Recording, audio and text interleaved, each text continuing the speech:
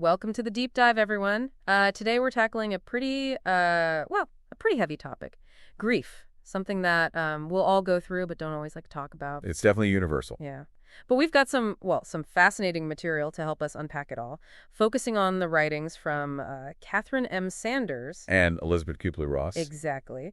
Two really influential voices in how we understand grief. So basically, we're going to dive deep into their models, see how they compare, and hopefully give you some tools to work through your own grief, or even help someone else who's going through it. Because it could be really tough to navigate, that's for sure. No kidding. So, should we start with Sanders? Let's do it. Okay, so Sanders, she's a clinical psychologist, right? And she really focuses on, like the emotional and practical sides of grief, especially after, a major loss, like when someone close to you passes away. Right. She's all about those real-life implications, both emotional and logistical. And what's so interesting about her model, at least to me, is that it's cyclical. It's not like, a straight line from point A to B. Exactly. It acknowledges that grief is messy. You might feel like you're making progress, and then suddenly, bam, you're back in a familiar wave of sadness or anger. It's not a checklist, yeah. It's about understanding the phases and knowing that there's no single right way to experience it. Everyone's different. It's more like the spiral illustrations, You're moving forward, but you might circle back to similar emotions or needs along the way. That's a great way to picture it. And that's why Sanders' model can be so reassuring. Those ebbs and flows, they're totally normal. It's all part of healing. Okay, so let's break down those 5 stages, starting with shock. Yeah, so shock is that initial impact. When the news hits you, it might feel like the world just stops spinning and you're just going through the motions. Numbness, disbelief, even feeling disoriented. It's like your brain trying to catch up, almost. Like when you touch a hot stove and pull back without even thinking. Perfect analogy.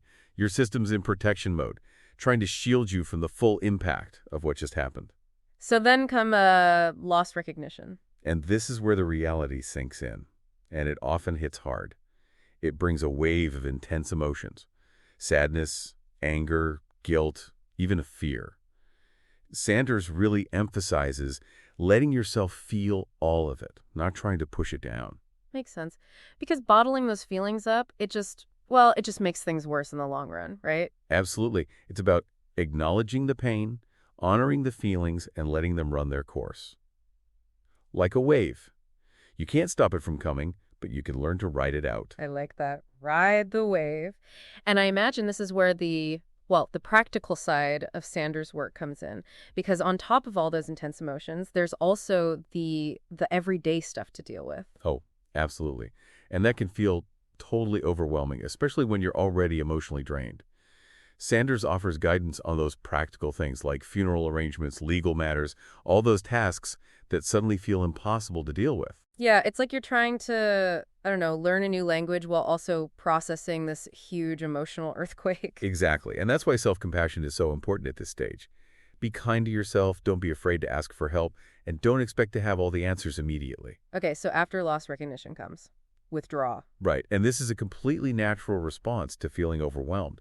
It's that instinct to retreat, to seek solitude and rest. Social things might feel draining. Even activities you normally enjoy, they just lose their appeal. I can see how some people might mistake that for depression, but it's more about giving yourself the space to process, right? Exactly. Think of it like recharging your batteries. Grief takes a huge toll, both physically and emotionally. Withdrawal is about giving yourself permission to step back, to conserve energy. And maybe this is where some of those introspective questions from the source material could be helpful. Giving yourself space to reflect on those bigger questions, like what has been your greatest happiness in life, could be comforting during those moments. I think so too. It's about reconnecting with yourself, with the things that give you meaning, and that can be a source of strength as you move into the next stage. Which is? Renewal preparation. Renewal preparation. I love that name because it suggests, a shift. Like a turning point. Precisely. It's where you start to feel a gradual return of energy. You might start to imagine what life might look like without the person or thing you've lost. You begin to envision a future that includes that loss. It's like those first buds on a tree after winter. Spring's coming even though there's still a chill in the air. That's a beautiful image. It really captures the essence of renewal preparation. It's not about forgetting or diminishing the loss, but starting to see the possibility of growth, of renewal. And finally, we reach renewal, the final stage. Right. And here's where you reach a place of acceptance. Not necessarily liking the loss, but coming to terms with it. You start to build a new life that honors both the past and the present. Like finding a new path through a familiar landscape. The landmarks might be different, but you still have your compass and your skills to navigate. I like that. Renewal isn't about erasing the past, it's about finding a new way forward. So that's Catherine M. Sanders' model in a nutshell. Cyclical, practical, and it really acknowledges that everyone grieves differently. It's a great starting point. But now let's switch gears a bit and look at Elizabeth Kubler-Ross's model. It takes a slightly different approach. Yeah, her model's really fascinating, especially when you consider where it came from. Kubler-Ross was a psychiatrist who, well, she initially developed those 5 stages based on her work with patients who were terminally ill.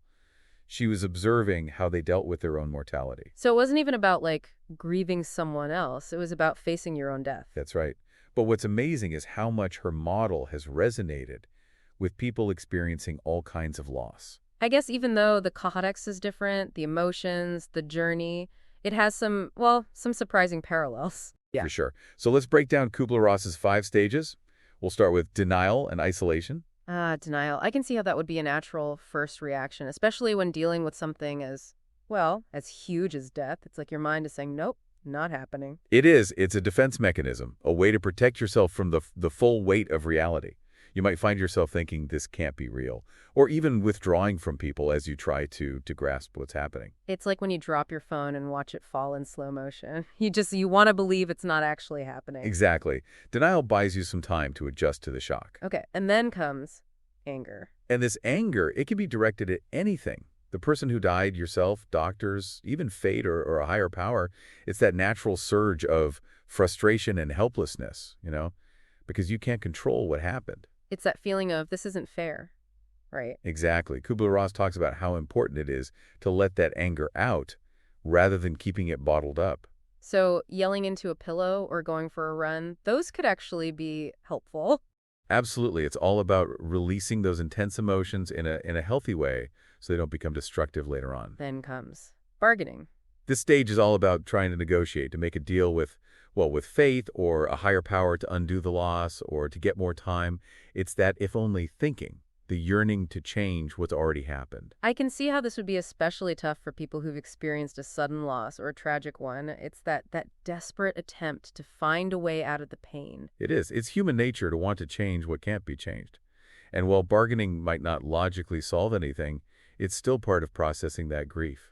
So after bargaining, we have depression. Yeah, and here's where the weight of the loss truly sets in. It's a time of intense sadness, emptiness, even a feeling of hopelessness. I guess this is where it's really important to make sure we're talking about this stage of grief and not, clinical depression. Absolutely. It's important to distinguish the two. This stage is normal. It doesn't necessarily mean someone needs medical help. But if those feelings become overwhelming or they last for a really long time, then yeah, it's crucial to reach out to a professional. Okay. And finally, we reach acceptance. Right. Acceptance. And this isn't about liking or being okay with what happened. It's about reaching a place of peace, acknowledging the reality of the situation, and finding a way to move forward. It's like adding a new color to a painting. It changes the whole composition, but it doesn't erase the other colors or how important they are. That's a beautiful way to think about it. Acceptance is about integrating the loss into your life story, recognizing it's part of you, but it doesn't define you. And I'm guessing this is where those questions about leaving a message for loved ones could be really powerful. Absolutely. When we think about our own mortality, we often think about what we want to leave behind, right? The impact we want to have. Okay, so we've got these 2 models, each with 5 stages. They come from different places, but they both offer valuable perspectives on grief. And both highlight that initial shock, the wave of emotions, and then the eventual movement towards acceptance. And what's interesting is that they can both be helpful, even if your own experience doesn't follow every stage perfectly. That's a good point. It's not a one-size-fits-all thing. Definitely not. So in the next part, we'll dig into these models a bit deeper, compare their approaches, and get into those introspective questions that can really help you make sense of it all. I'm looking forward to it. Welcome back, everyone. So we just explored these 2, pretty distinct models of grief. I'm curious, what are your first impressions? Honestly, it's fascinating to me how both models lay out these stages, but they almost feel like different lenses, different ways of looking at the same thing. I see what you mean. Like Sanders is very, I don't know, grounded. It's about the emotions and the practical stuff. While Kubler-Ross, she goes into these deeper, almost existential questions. Yeah, I think that's a really insightful observation. And it highlights the complexity of grief, right? It's not a one-size-fits-all experience. Some people might gravitate towards that structured, almost task-oriented approach that Sanders outlines, while others might connect more with the philosophical exploration that Kubler-Ross offers. Exactly. So it's not about like picking a winner. It's more about finding the parts of each model that speak to you, right? Like having different tools in a toolbox. Exactly. You wouldn't use a hammer for every job. And sometimes, you need more than one tool.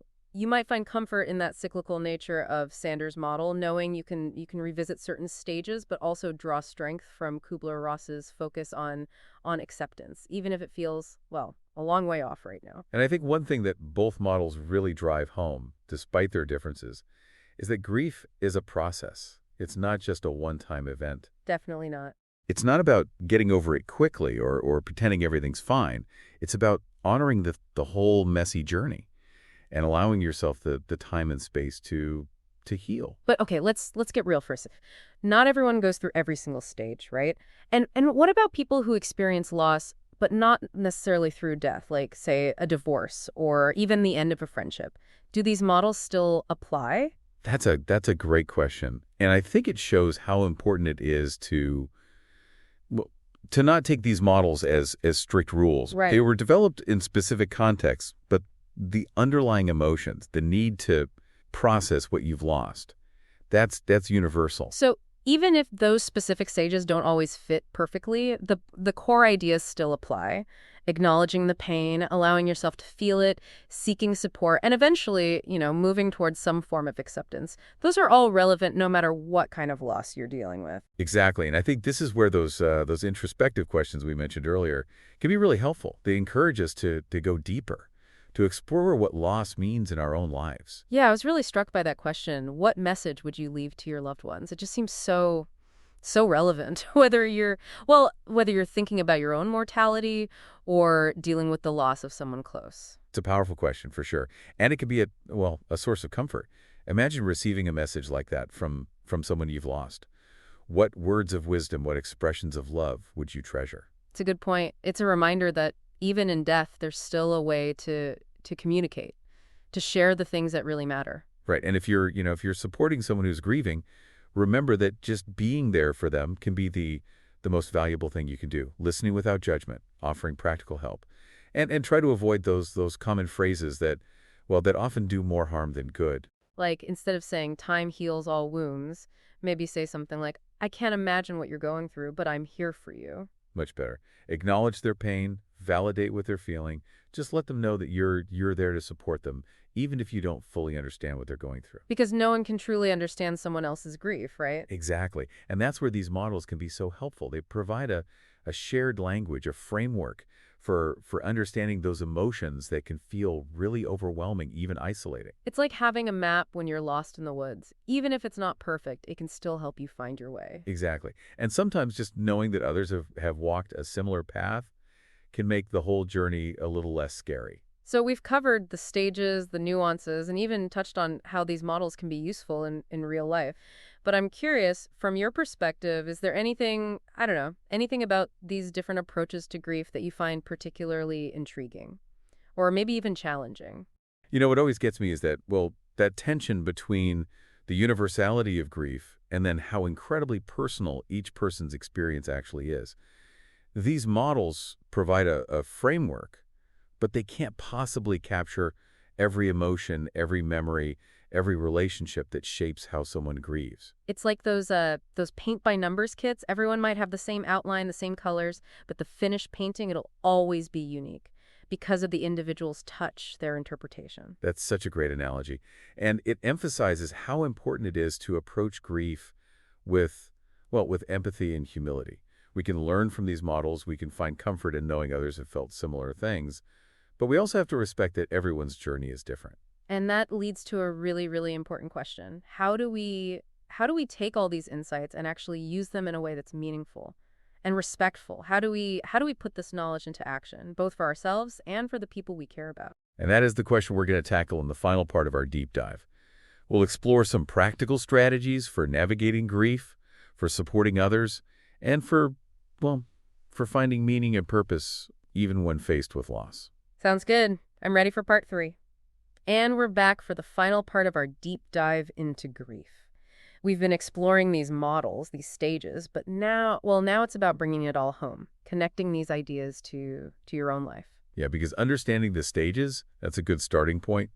But the real value comes from actually using that knowledge, to navigate your own experience or even help someone else who's going through it. We talked about those ebbs and flows, how grief isn't, a straight line.